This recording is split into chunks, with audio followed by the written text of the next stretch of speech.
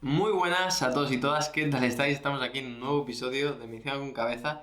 Sabéis que estamos tratando otra vez algún tema que es importante y lo estoy intentando explicar mejor aún. Hoy toca hablar sobre el EPOC, o la enfermedad pulmonar obstructiva crónica. Y ya sabéis que si queréis aprender de medicina, en mi Instagram, medicina con cabeza, todos los días subo contenido de muchísima calidad. Muy fácil, me seguís gratis y así me hacéis feliz.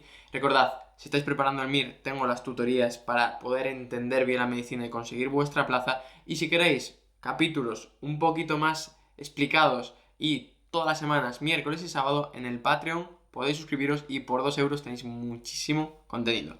Dicho esto, vamos a nuestras 5 preguntas sobre el EPOC. ¿En qué consiste? ¿Cuál es la causa? Síntomas, diagnóstico y tratamiento. Perfecto. ¿En qué consiste? Bueno, enfermedad pulmonar, ya nos está diciendo una pista, no es en el pie, obstructiva crónica. Es decir, es algo que no pasa de un día para otro y que es obstructivo. Es decir, la vía aérea, igual que pasaba en el asma, se va a ir cerrando progresivamente. Pero ¿qué pasa? Que en este caso no es reversible. Esa inflamación provoca fibrosis y la fibrosis no se puede recuperar. Entonces, en este caso vamos a tener también una inflamación en la vía aérea que va a ir haciendo que las tuberías, los bronquios se vayan estrechando poquito a poco. Esto pasa con los años y tenéis que saber que uno de los principales agentes es el tabaco, aunque lo diremos en la segunda de las partes. Dato fundamental, no es reversible. Aquí los síntomas, una vez los tienes, los vas a tener y lo peor de todo es que van a ir empeorando si no has quitado el agente causal. Por eso las personas suelen ser personas entre 50 y 60 años que han fumado bastantes años a lo largo de su vida. Eso es fundamental. Y la inflamación, que sepáis que suele dañar la vía aérea y lo notamos más durante la expiración más que en la inspiración. El aire más o menos entra bien, pero no está el problema, que al salir le va a costar. Dentro del EPOC hay dos grandes tipos. Tenemos el fenotipo bronquítico crónico, que básicamente es que esa inflamación segrega sustancia, un poquito de secreción que se va hacia la vía aérea y por eso los pacientes con EPOC suelen tener mocos, o que esa inflamación lo que hace a nivel del alvéolo es que se va estropeando la pared del alvéolo y llega un momento en que se rompe, que sería el fenotipo enfisematoso, que se dilatan mucho los alvéolos. Son los dos grandes tipos. La sintomatología es similar, pero en el bronquítico crónico suele tener más mucosidad, más secreciones. Segunda pregunta, ¿cuál es la causa? Bueno, en este caso sí que se sabe, el principal agente etiológico, ¿cuál es? El tabaco. Por eso es tan malo el hábito tabáquico y hay que dejarlo, entre otras muchísimas cosas. Al final, todos los agentes que provoquen irritación de la vía aérea van a provocar inflamación. Si provoca inflamación, ¿qué va a provocar?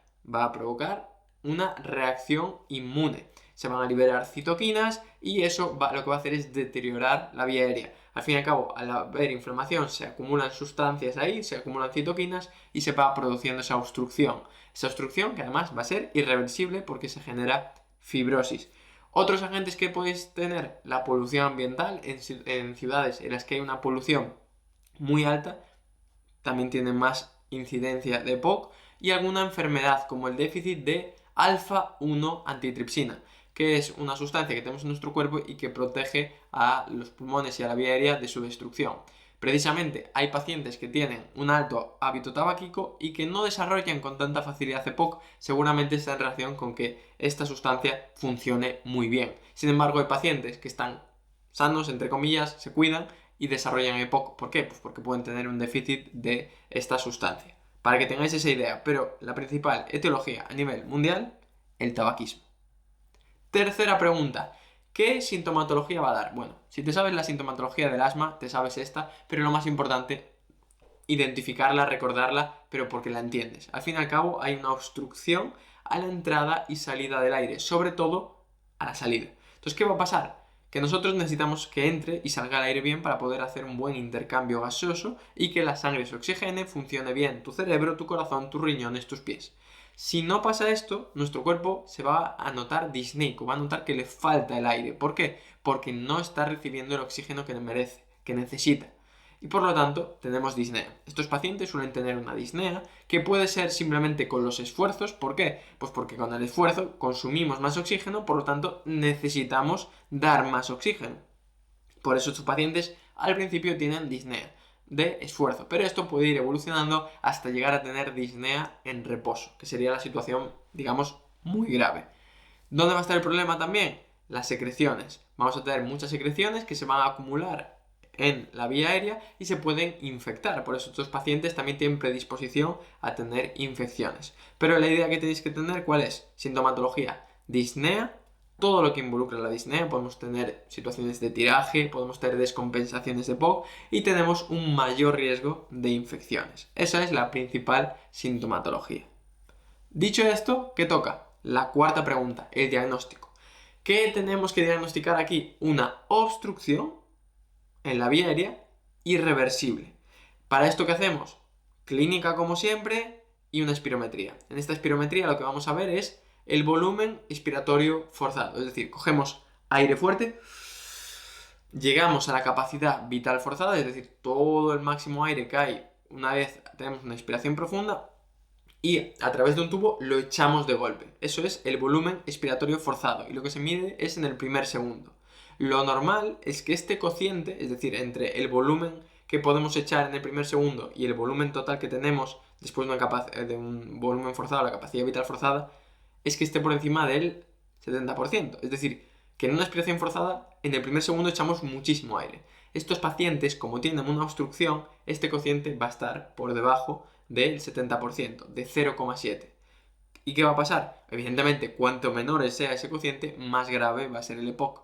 Le vamos a dar un broncodilatador y no va a mejorar la obstrucción, porque es una obstrucción irreversible, a diferencia que la que hay en el asma. Cuanto peor sea este cociente, ¿qué va a pasar?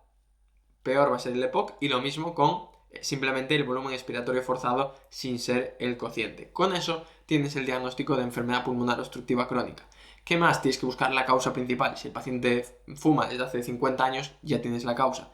Pero una placa de tórax te va a venir muy bien y un TAC incluso pues para ver dónde tiene la afectación, si tiene enfisema, si tiene a lo mejor alguna zona que tenga panículo o lo que sea. Eso te va a dar también bastante información. Y con eso tienes el diagnóstico. Y solo te queda la última pregunta, que es el tratamiento. Entonces, para el tratamiento, lo que vamos a tener que hacer es tratar el agente causal. Si el paciente fuma, que deje de fumar. Si el paciente tiene un déficit de alfa-1 antitripsina, pues tendremos que darle esa sustancia. Y, evidentemente, un tratamiento sintomático. Tenemos que darle broncodilatadores para favorecer que la vía aérea, aunque no es reversible, para favorecer que, vayan respirando mejor y siempre tenerlos vigiladiños. ¿Por qué? Porque existe el riesgo de que haya descompensaciones. Si el paciente, por lo que sea, tiene una infección respiratoria, ese POC se va a agravar y podemos llegar a situaciones de muchísimo riesgo que incluso pueda requerir la intubación. Por eso, los pacientes con EPOC hay que tenerlos muy bien controlados y siempre decirles que se tienen que vacunar, que tienen que cuidarse, porque son pacientes de alto riesgo. Espero que os haya gustado este capítulo, que hayáis aprendido muchísimo. Dejad 5 estrellas y nos vemos en el siguiente.